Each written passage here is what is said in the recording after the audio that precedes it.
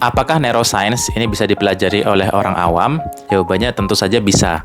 Nah, jadi kita sebagai orang awam pun bisa mempelajari neuroscience.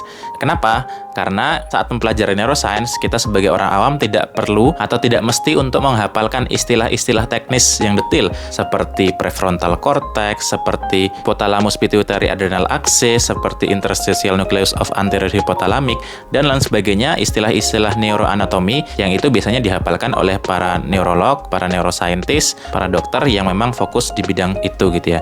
Tapi setidaknya saat kita mempelajari neuroscience, kita bisa mengenal atau memahami bahwa ada bagian otak yang berkaitan dengan motivasi manusia. Nah, bagian otaknya namanya ventral striatum dan nucleus accumbens. Itu tidak perlu kita hafal, tapi at least kita mengetahui bahwa ada bagian otak yang berkaitan dengan itu.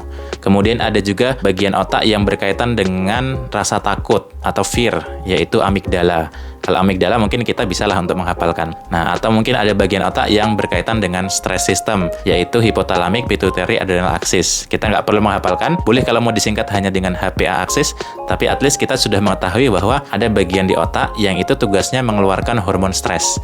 Nah, hormon stres ini kalau berlebihan bisa berdampak buruk pada tubuh dan juga otak kita. Dan juga ada bagian-bagian otak lain yang berfungsi sebagai executive function, pengendali pikiran rasional kita, yaitu prefrontal cortex atau PFC yang ada di depan dahi kita gini ya, di dahi kita ini ya.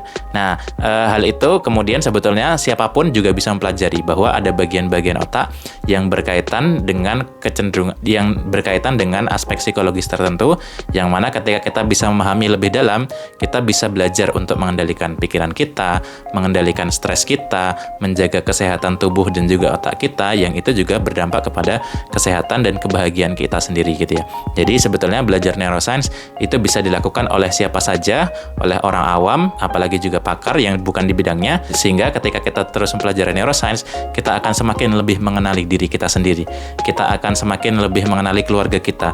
Kita akan mengetahui mungkin apa aspek genetik yang membentuk kepribadian kita, keluarga kita, dan lain sebagainya.